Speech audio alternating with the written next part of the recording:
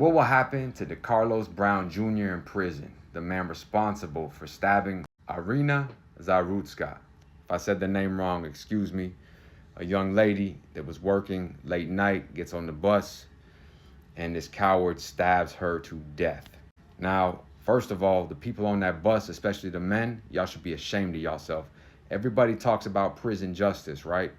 And here y'all have a chance to at least protect her or stop what's going on, or at least get some justice right there, and y'all sat there frozen. Yet, if an inmate threw his life away to kill somebody that hurt an innocent woman or child, y'all be cheering him on. And what everybody thinks will happen in prison or jail, as far as the racial protection or whatever, you guys are wrong.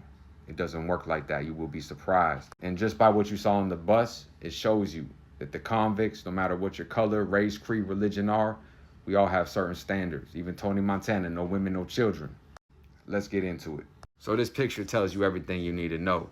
Behind her in the red cap is Decarlos Brown Jr. And that young lady is frozen in fear. Nobody does anything. Nobody stands up. Has our society gotten weak to the point where we see a young lady that's terrorized and nobody wants to just jump in the fray? Are we that desensitized? I mean, what is really going on? I know if that was me, I wouldn't care who it was. If I didn't know the woman, know the child, anything, I'd be right there fighting for that blade. If you look at this picture here, the baby made a song about it. And this is the picture, the thumbnail. It says a lot. Light rail in Charlotte, North Carolina, where 23-year-old Irina Zarutska, a Ukrainian refugee, was stabbed multiple times in seemingly a random, unprovoked attack. Surveillance footage shows Zarutska sitting in front of the suspect, Decarlos Brown Jr., who pulled out a pocket knife from his hoodie and stabbed her from behind at least 3 times. At least once in the neck. That's where she collapsed and died at the scene. And though at least 4 other people were seated nearby during the stabbing, no one intervened while it was happening. Someone only offered help after she collapsed. Could you imagine that? Looking yourself in the mirror, knowing that you could have fought pure evil, stood up for an innocent woman. Who knows what could have happened? That could have been a rape, a murder, anything. You had no idea. And you just sat there in fear. Any man on board that should never look himself in the mirror again. Then you offered help afterwards? Hey, you okay? Get the fuck out of here, man. But yet, in prison, someone will throw their life away to kill a predator. Think about that. And everybody will cheer them on. Kind of like the Coliseum. The suspect, Decarlos Brown Jr., had 14 prior arrests, including charges of armed robbery, burglary, felony larceny. Yet I also dug a little deeper and found some other charges from other states. This is the detailed version of where he was caught with a pistol. You could read it here. Felon possession of a firearm is a very serious crime. My brother's doing almost 15 years just based on that charge alone. Again, he got caught with a possession of a firearm by a felon. Here he had a simple assault in 2009. These charges I couldn't get full descriptions of, but he had some type of possession of some type of substance in Palm Beach County. He also got caught with a possession of a firearm by a convicted felon in Palm Beach, in Florida of all places, which is unreal that he wasn't doing at least a decade. Of course, he's beating up women, domestic battery, another domestic battery, and a battery, and it doesn't say where, but it happened in Palm Beach County as well. Now, they try to talk about his family, but honestly, that has nothing to do with the case. We're only talking about one man here.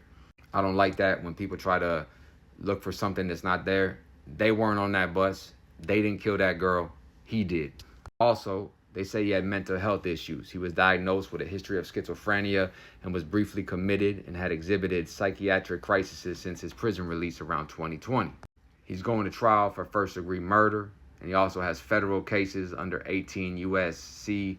1992 for committing an act causing death on a mass transportation system. This could lead to life in prison or the death penalty. Brown was arrested shortly after exiting the train. Someone's always looking for someone to blame. The court system, they even try to put his family in there. And this is the reality. How many times have we seen sex offenders and rapists and just piece of shit pedophiles get out faster than a dude who probably sold drugs? What I've learned in the system is this.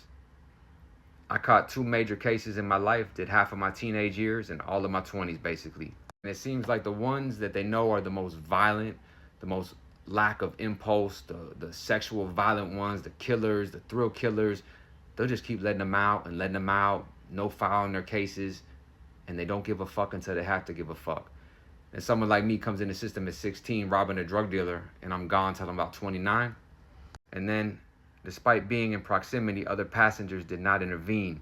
News report note the chilling in action. No official explanation. Likely a mix of shock, fear, or terrifying suddenness of the attack. This is what you see.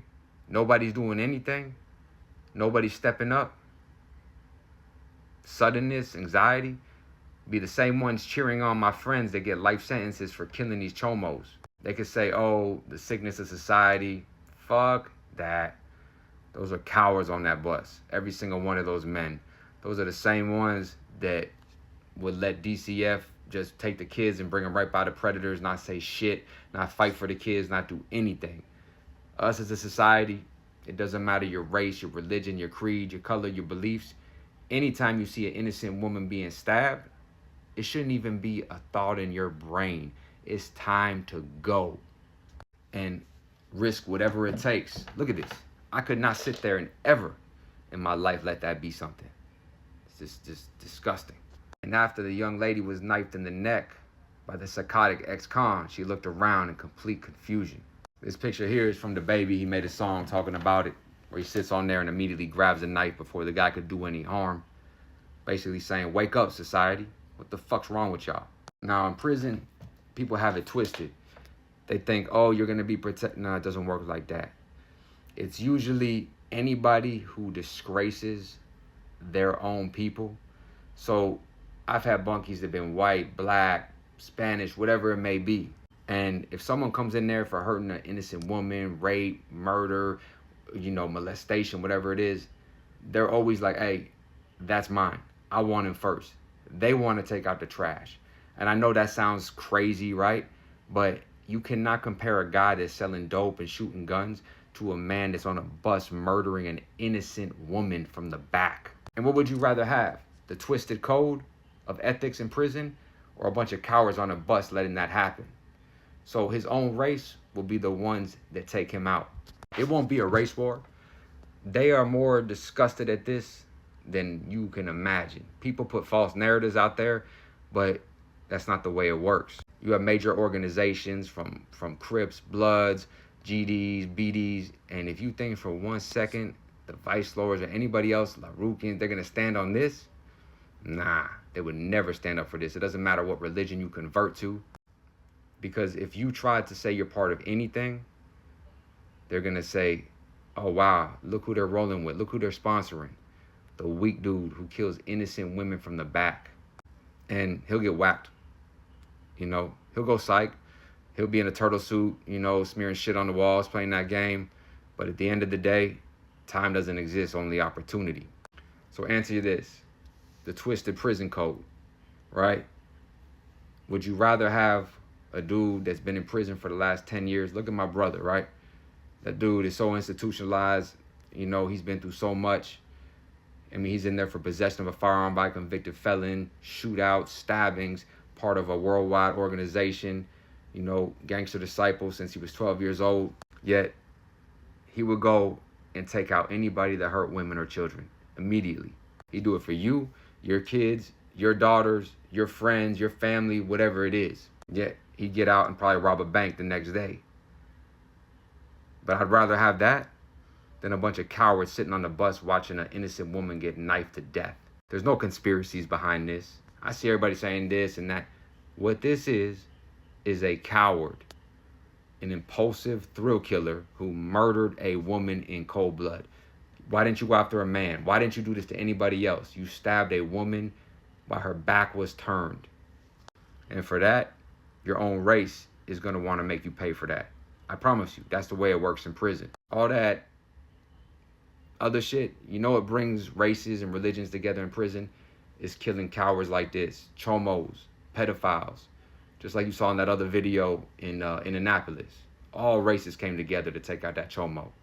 Stay out, stay free, and protect our women. Us.